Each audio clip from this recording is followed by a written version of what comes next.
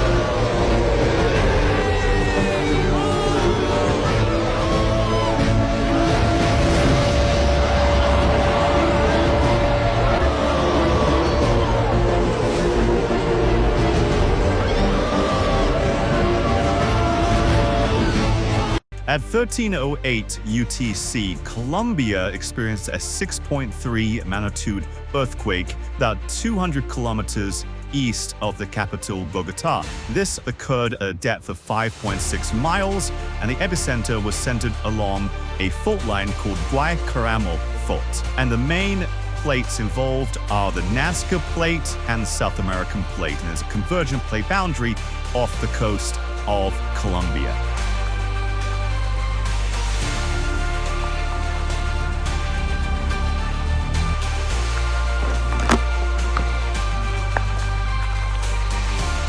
Pero todo se perdió, todo. Ahí ya, mucho hasta la cama se partió, el peso de las paredes que nos cayeron encima.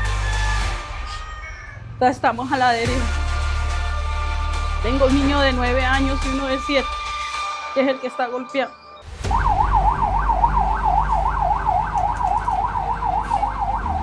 Pues en Cundinamarca, en Paratebueno, una afectación en la vía nacional.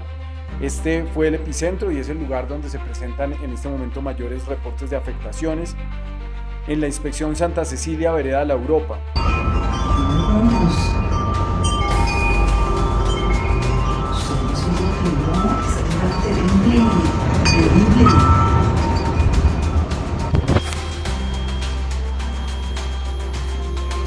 Vamos, vamos, vamos, vamos, vamos. Preliminary information from the Colombian Geological Service, SGC. The earthquake had a magnitude of 6.5 on the Richter scale, and its epicenter was located 61 kilometers from Villavicencio in the Meta department. The nearest cities are Parabuno in Cundinamarca, 7 kilometers away, Medina, 19 kilometers away, and Restrepo in Meta, 35 kilometers away. The earthquake, which occurred at a shallow depth, was strongly felt in Bogota, especially in tall buildings in areas such as Chapinero, Tusaquilo, Uzuquin, and the city center. Dozens of residents reported the movement via social media, where several videos showed panicked people gathering outside buildings. So far, there have been no reports of significant material damage or injuries, although aid agencies remain vigilant for possible aftershocks. Authorities have advised residents to remain calm, verify the integrity of buildings, and follow established safety protocols. The country has been experiencing constant seismic activity in recent days. On June 6th, 2 more events were recorded, one of magnitude 3.4 in Lenguazac, Cundinamarca, and another of magnitude 5.0 in the Caribbean Sea, near the islands of San Andres and Providencia. The SGC reiterates that Colombia is a country with high seismic activity due to its location on the Pacific Ring of Fire. Therefore, the importance of having a family emergency plan and an emergency backpack with basic supplies is emphasized. Vamos, vamos, vamos, vamos, vamos.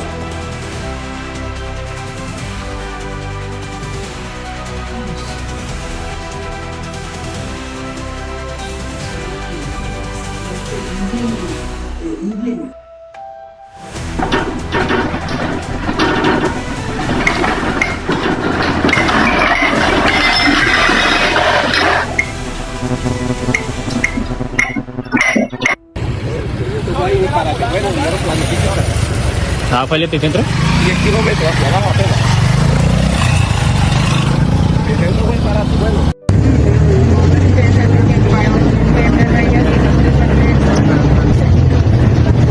Menos mal no. Eres.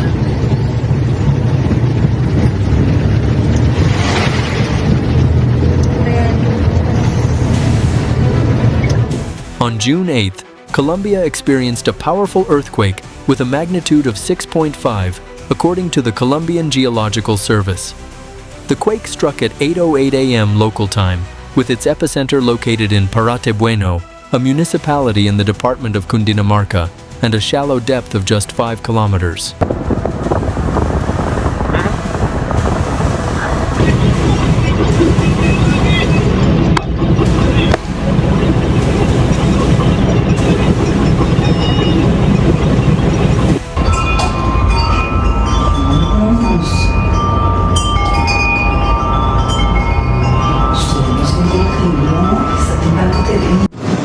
Grupo, buenos días. Acá por el sector de Santa Cecilia acaba de ocurrir un sismo, un temblor. Tumbó casas, abrió la tierra. The earthquake was strongly felt across much of the country, including the capital city, Bogotá, prompting concern among residents. Many took to social media to share their experiences, describing the intensity and duration of the shaking as unusually severe for the region.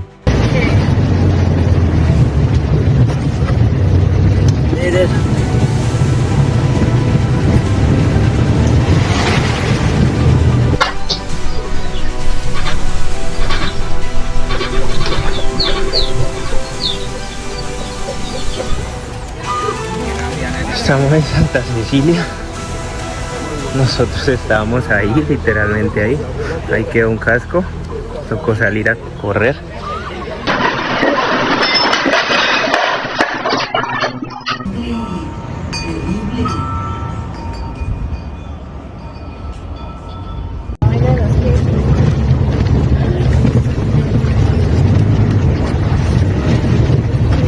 Pero es que las casas deben de estar, ojalá, bien estructuradas.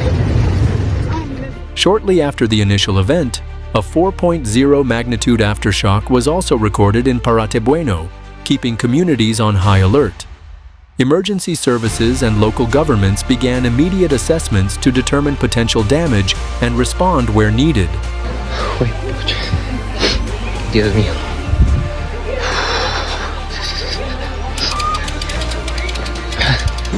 Tengan mucho cuidado los que vienen transitando por acá porque hay grietas en la vía.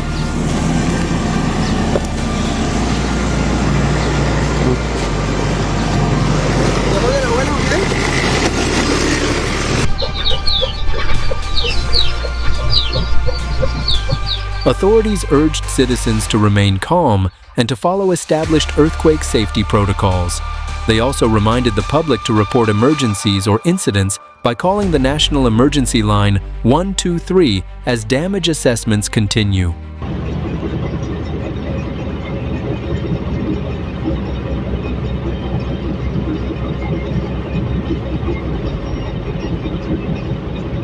Imagine waking up on a Saturday morning, June 8th, 2025, Central Colombia. It's just past 8 a.m., maybe you're having coffee, and then without warning, the ground beneath you just starts to shudder.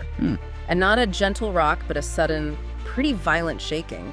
Sources tell us it was enough to send residents in places like Bogotá spilling out into the streets. Right, sirens blaring, buildings trembling. Exactly. Some people evacuated their homes and workplaces still in their pajamas, apparently.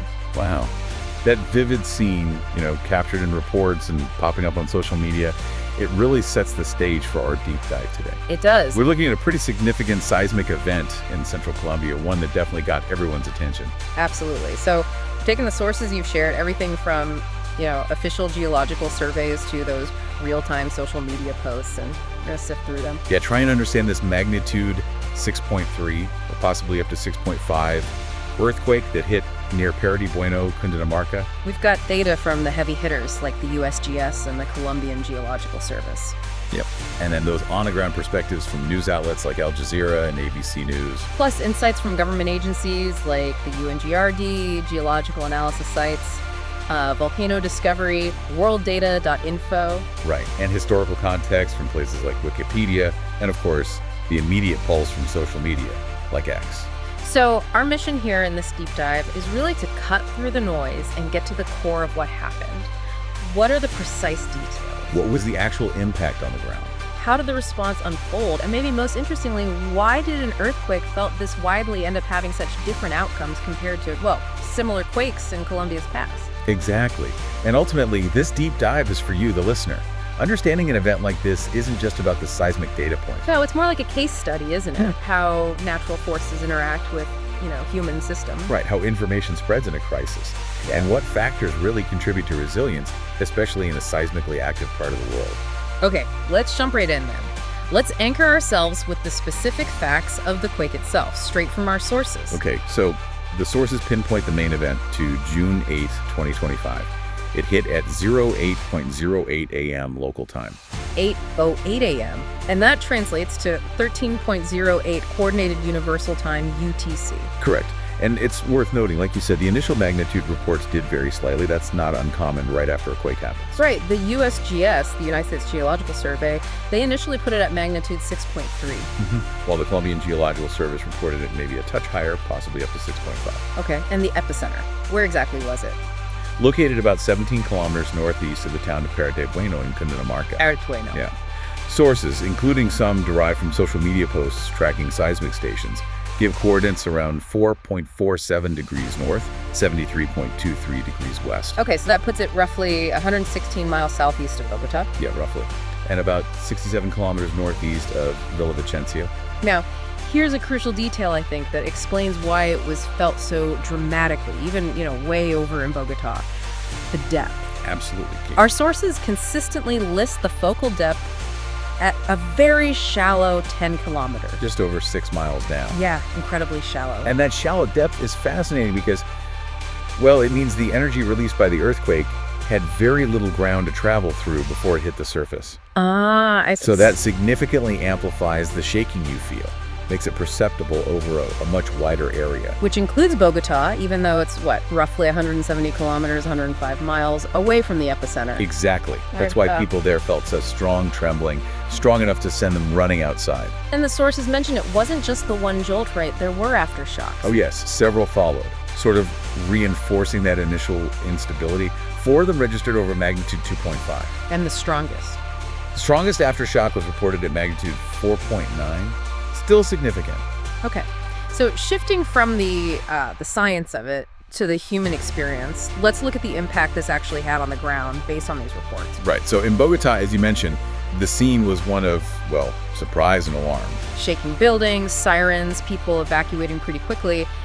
That detail from AFP via Al Jazeera about residents rushing out in pajamas, it really captures the suddenness. It does. The human reaction to that kind of intense, unexpected shaking. And closer to where the quake actually originated, in Santa Cecilia, which is part of Puerto Bueno. Yeah, social media reports noted some minor structural effects there. Things like, cracks appearing in walls or items falling from shelves inside buildings.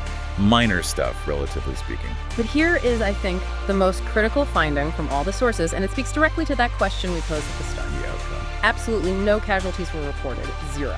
And this raises a really important point for our deep dive, doesn't it? Why? Why, despite being felt so strongly and so widely, did this earthquake not result in deaths or serious injuries? What are the sources saying? They suggest 2 primary likely reasons. First, the quake's magnitude, while significant, is described as kind of moderate on the broader scale of global seismic events. Okay, 6.3 to 6.5 is moderate in that context. Relatively, yes. Right. And second, its location. It was in a less densely populated area compared to hitting right under a major urban center. Right, so location, even for earthquakes. Pretty much. It seems the damage was largely contained to those minor structural issues, particularly in the rural areas mentioned. And sources indicated that life in Bogota returned relatively quickly to normal after that initial shock and the evacuations. Okay, so moving on to the response. Our sources also detail the immediate actions taken by the authorities. Yeah, the National Unit for Disaster Risk Management, the UNGRD, They seem to have been very prompt in their assessment. Reports from ABC News and others show they immediately began evaluating the situation across the affected municipalities. Focusing on structural integrity, public safety. The key concerns right after a shake like that. Exactly. And the Colombian Geological Service, of course, continued their vital work, monitoring this seismic activity. And reporting those additional tremors, the aftershocks we mentioned, shortly after the main event. And actually, a piece of good news highlighted in the sources, maybe contrasting with some past Colombian quakes, What's that? was the absence of immediate reports of major road closures or significant landslides caused by this specific event. That is good news. Landslides can be a huge secondary hazard. Definitely. Which naturally brings us to the geological why. Why is Colombia and this specific region near Parate Bueno a place where earthquakes are so frequent? Well, as you know, Colombia is situated right within the notoriously active Pacific Ring of Fire. The Ring of Fire. Yeah, this whole region is just a beehive of seismic activity because of the way the Earth's tectonic plates interact there. It's incredibly complex. You've got several major plates converging and interacting right off the coast and beneath the landmass. Exactly. You've got the Nazca Plate, the South American Plate, the Caribbean Plate, and even smaller ones like the Malpelo and Panama Plates, all grinding against each other. And the Nazca Plate in particular is constantly pushing and sliding underneath the South American Plate. That's subduction. That's subduction, yeah. This immense, constant geological pressure builds up incredible stress over time. And earthquakes are basically how that stress gets released. Precisely. So the shallow depth of this specific quake, just 10 kilometers down, coupled with its location near known active fault lines, it's a direct consequence of this complex plate interaction. And that explained why the energy release was so effective at shaking the surface over such a wide area. And speaking of energy, Volcano Discovery actually put a figure on the sheer force released by this one event. Oh yeah, what was it? An estimated 1.7 times 10 to the power of 14 joules. Okay, that sounds like a lot, but what does it mean in real terms? Well, to give you a sense of it, it's equivalent to the energy of roughly 39,657 tons of TNT exploding. Wow, nearly 40,000 tons of TNT. Imagine that much energy bursting forth just 10 kilometers beneath you. Yeah, no wonder it prompted those evacuations in Bogota. Okay, let's put this event into some historical context now, because Colombia, sadly, has a long history of significant earthquakes. A very long and often tragic history. When you look back, you see truly devastating events. The sources mention some catastrophic ones, right? Like 1868 or 1875. Yes, or the massive 1906 Ecuador-Colombia quake, which caused just widespread destruction. This June 2025 quake, while impactful in its shaking, doesn't really fall into that most severe historical category. But here's where the comparison gets really insightful, I think. Sources note that this quake's magnitude and felt intensity are comparable to the 1999 Armenia earthquake. Ah, yes, the Armenia quake. That one was magnitude 6.2, so very similar to the 6.3, 6.5 range we're discussing for this event. But the outcome was dramatically different. Dramatically. Over 1,000 deaths in 1999, and it reached an intensity level of X on the modified Mercalli scale. Okay, explain the difference quickly, magnitude versus intensity. Sure. Magnitude, like Richter or moment magnitude, measures the energy released at the source of the earthquake. Intensity, like the Mercalli scale, measures the effects felt and observed on the ground, the level of shaking and damage in a specific location. Got it. So the 1999 quake had similar energy release. Roughly, yes. Similar magnitude. But its intensity at the surface in and around Armenia City was vastly higher, reaching level X, which signifies catastrophic destruction. So you have similar energy released in 99 and 2025, but one leads to over 1,000 deaths and the other 0 reported casualties. Why the huge difference? Well, our sources suggest the likely reasons are crucial. First, probably improvements in building codes and construction practices since 1999, especially in urban areas. Building back better, hopefully. Hopefully. And perhaps most significantly for this specific event in 2025, the epicenter's location. It was away from a major, densely populated city center, unlike the 1999 quake, which struck very close to Armenia City. Right, so location again. It really highlights how factors beyond just the raw magnitude fundamentally change an earthquake's impact on people and infrastructure. Yeah, it's not just the number. And just to show the variety of quakes Colombia experiences, sources also mention the 1970 Amazonas quake. That was an example of a really deep event, occurring around 645 kilometers down. Wow, 645 kilometers versus 10 kilometers? Huge difference. Exactly. A stark contrast to the very shallow quake we're diving into today. Okay, Looking at more recent activity, this June 8th event was actually the strongest felt in Colombia in about 44 days, is that right? That's what worlddata.info noted, yeah. It followed another magnitude 6.3 quake near Esmeraldas back on April 25th, 2025. So this kind of comparison underscores that Colombia lives with this ongoing seismic risk.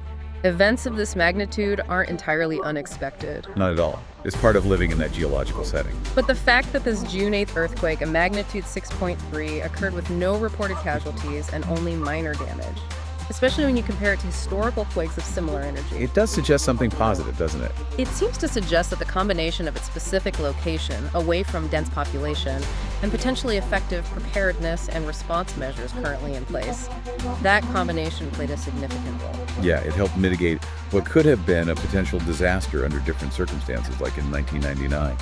Another layer our sources added, which is fascinating in modern events, is the real-time role of social media. Oh, absolutely.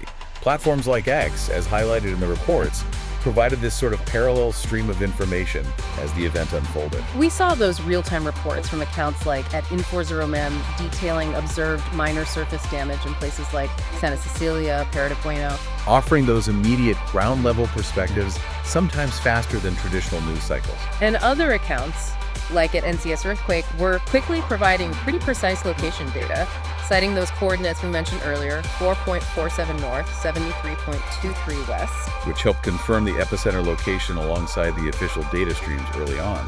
It's crowdsourcing verification in a way. And these platforms also captured that immediate public reaction, didn't they? The personal experiences in places like Bogota, the stories behind the science. Yeah, it adds another dimension to how we understand a crisis in the moment. It's a powerful illustration of how diverse sources, from sensitive scientific instruments to, personal tweets, converge to paint the full picture. Okay, so let's try and pull together the key takeaways then from this deep dive into the sources on the June 2025 Colombia quake. Right. We've looked at the June 8, 2025 earthquake in central Colombia. A significant event, magnitude somewhere between 6.3 and 6.5, centered near Pera de Bueno. And it was widely felt, notably in Bogota, over 100 miles away, primarily because it was so shallow, just 10 kilometers deep. But despite that intense shaking it caused, and the initial alarm, the most remarkable outcome reported across all sources was the complete absence of reported casualties. And only minor structural damage reported, mostly near the epicenter. The immediate response involved agencies like the UNGRD, quickly assessing the situation, monitoring continued seismic activity. And sources noted that welcome absence of major secondary hazards like landslides or road closures this time. Comparing this event to similar historical quakes in Colombia, particularly that 1999 Armenia quake, of similar magnitude but devastating impact, that comparison reveals a critical difference. And this difference in outcomes seems to point towards factors like the specific location of this quake's epicenter away from a major urban center. And likely improvements in building resilience and disaster preparedness over the last couple of decades, playing a vital role in preventing a tragedy. So our understanding of this whole event is really built by drawing together information from a really broad spectrum of sources. Absolutely. From sophisticated geological measurements and official government reports to news coverage and those immediate, sometimes raw reports from social media. And it really highlights the complex, multi-layered nature of understanding and responding to natural events like earthquakes, doesn't it? It really does. So thinking about this deep dive and all the sources we've explored, here's maybe something to consider, something to leave you with. This event is a powerful, real-world case study. It shows how seismic risk isn't just about the raw power of the geology beneath our feet. It's also fundamentally shaped by human systems, isn't it? Exactly. How we build our cities, how we prepare for these events, how quickly and effectively we respond when they happen, and even how information from scientific instruments to social media flows during a crisis. All these human factors interact with the natural hazard. So the question becomes, how did that unique combination of geological forces, urban planning or lack thereof in that specific rural spot, preparedness levels, and that flow of information work together in this specific instance to prevent a disaster? And what does that tell you, our listener, about the true nature of resilience in a world that's constantly being shaped by forces far beyond our control?